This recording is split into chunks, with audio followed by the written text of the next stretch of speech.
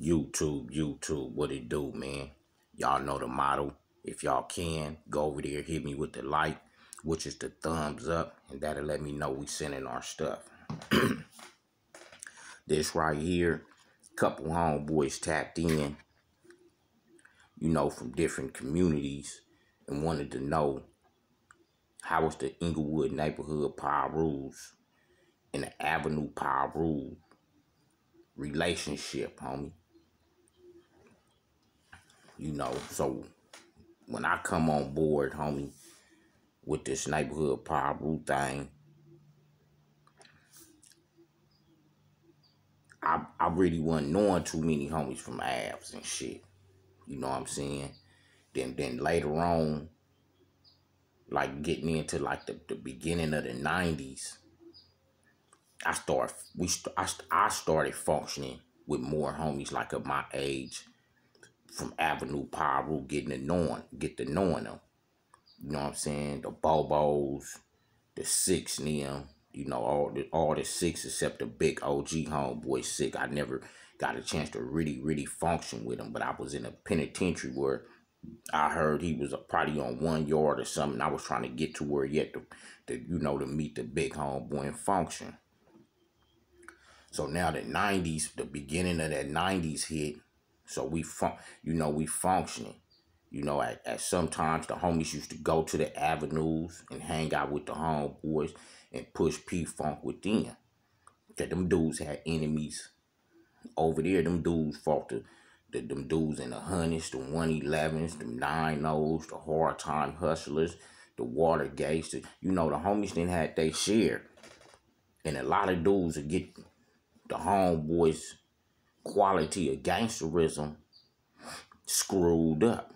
You know what I'm saying? Because the homies had a whole different style and look than how the neighborhood power rules by the Roger Park area, how our look was, homie. We was more apartment tied. We was more like a LA stylish, Compton stylish type turf, homie. Meaning on how our dress code was, how we would get banged out like a LA hood. Flamed up. So to go back into the homies from Avs, they whole characteristic style was different. Homies would be banged up, but the homies also had that low neutral look, because they was in the houses in the Avs, so they had some of them had a different attire than us. But like I said, people will get a misconception of the homies, but the homies didn't have to dig in and bang over there, homie. Like I said, it's a gang of Crip hoods. They had to fight the 111s, the Hunters, everything over that way. Plus the hard time hustlers and Watergates and little, hoods like that, along with the other blood hoods on that side, the Crenshaw Mafias in the Center Parks and stuff, Center Park Bloods. So bam, so the 90s, so now a lot of the Avenue power rules that's banged out, that's getting it in over there and shit, they start flexing to the hood. Coming to the hood, we on Eucalyptus at that time. They start flexing to the hood heavily. A few of them, like I said, I think Mexican Sick, one of the other Six, Bobo, Lil Bobo. You had Shorty, Ace Deuce,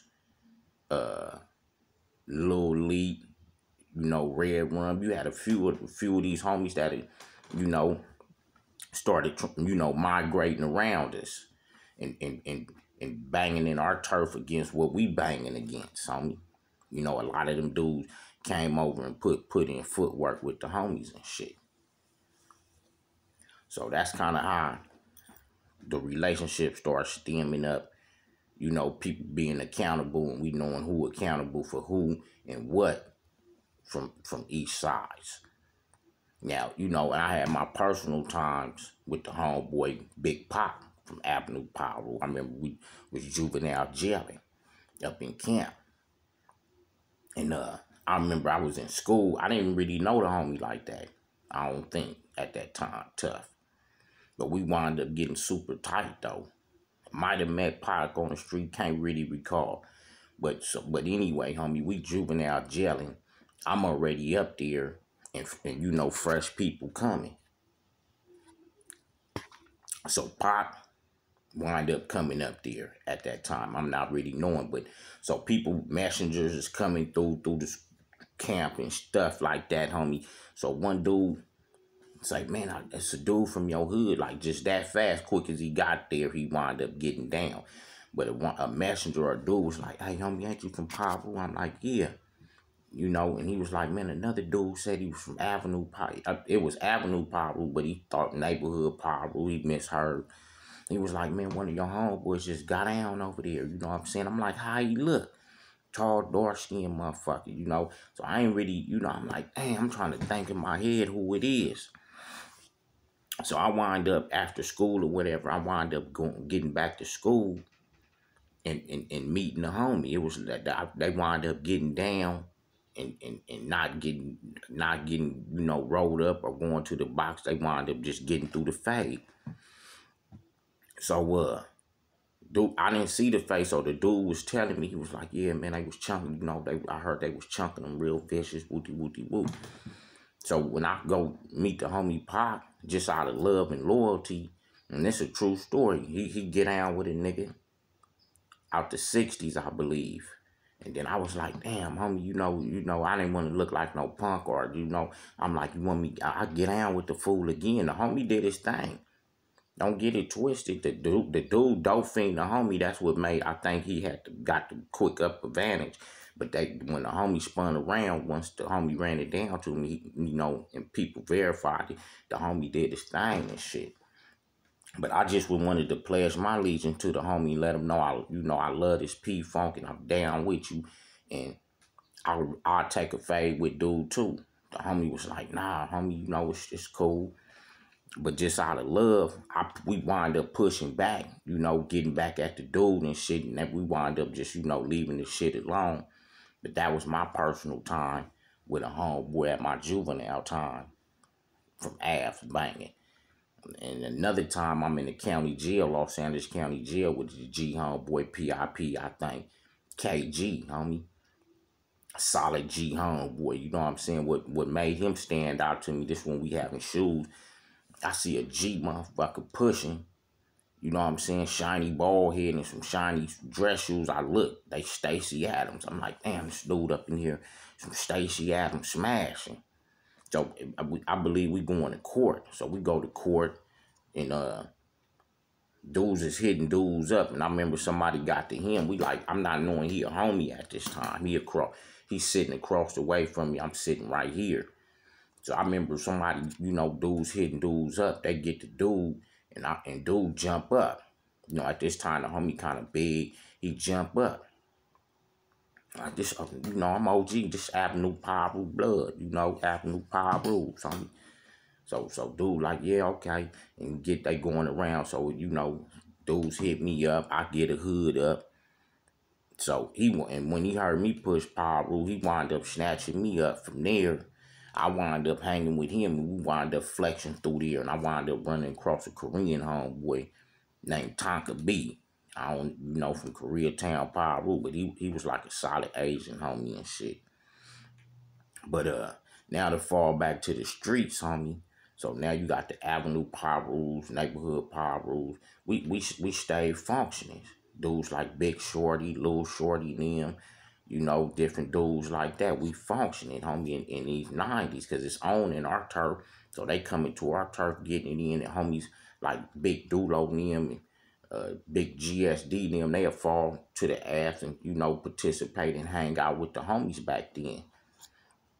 So that's just like my brief rundown on us in the Avenue Perus, homie. We always shared that Peru love, homie. You know, we gave each other our breathing space, along with sharing that Peru love. We never clustered each other hoods up with one another. We just gave each other our space, but it was power. We can go to their turf anytime. They can still come to our turf. A lot of them dudes lived in our turf, so it's like the same hood, basically, but with different names, homie, on this thing right here, dog. And then my thing with my encounter with the homie Red Rum when that banging on wax thing came out. You know, we all young, homie. We all young. So I remember hearing these dudes rapping, you know, Big Wad and them, all these dudes, Lil Hawk, all these dudes and them on these albums rapping. But you gotta remember, Inglewood is sectioned off, homie, even though we over here, homie. You got the neighborhood power rules, the Queen Street Bloods, the CPFs. We kind of wrapped around here, homie. And then on this far side of Inglewood, homie, you still got blood gangs over there. The CPBs, homie. The Avenue Power Rules, the Crenshaw Mafias, and different little blood cliques over there. So we in the same city, but two separate little areas, homie. So it's different banging on that side, and it's different banging on our side, homie. You know what I'm saying? But yeah, homie, that's just a brief rundown on us in the Avs, homie. And so when that thing, so you got homies banging on that side, and you got us banging on that side. So we not knowing what everybody doing, who all getting it in and who ain't, homie. So I remember telling the homies we getting faded in the spot one day. We listening to banging on wax. Niggas is chunking it up, banging. You know, we dancing, we young. Niggas like, yeah, blood. I'm like, yeah, blood. When I see that nigga Red Run, blood, I'ma get that blood. Like, blood, you really with all that shit? You be pushing that 187 shit and all that shit. I said, blood, I'ma get that blood on Power with the homies like you lying. I'm like, on P-Funk, I'ma ask the homie. So I remember one day we functioning, homie. We somewhere we functioning. So I get at Red Rum. I'm like, what's up, blood? He like, what's up, homie? You know what I'm saying? I get at the homie. I'm like, dog, nigga be pushing the line on that banging on wax. Nigga pushing it tough. I was like, I told the homies, you know how nigga always pump himself up. I said, I told the homies I was gonna get at you and see if you know what I'm saying, actually was you with all that business you be talking on banging on wax. I'm faded off from train, feeling my young self. He like, Pint, it's only one way to find out, GF. I'm like, what's that, homie? He like, shit, nigga, go get it in. Nigga, don't laugh, we go get it. And from there, homie, you know, I couldn't contest the homeboy. And like I said, a lot of them niggas that was on banging on wax, you can't contest them niggas banging, because they still was coming to their hood, and niggas was still getting held accountable, because it was still legendary B-Dogs and big homies in our set. So a nigga couldn't just go rap like nowadays or something. Nigga couldn't just go rap. A nigga had to really be rapping and trapping and, you know, shit, maybe pistol packing with this shit back in the days, homie. So 89 on up, G shit, not ye shit. And then, homie, I got a exclusive interview dropping Wednesday or Thursday with a reputable Avenue Power out my generation, homie, that I feel that got stripes. He got stripes, and I feel he'll be, you know, suitable enough to answer a lot of questions a lot of other homies might want to know about the Inglewood Avenue Power Rules, homie. I'm out.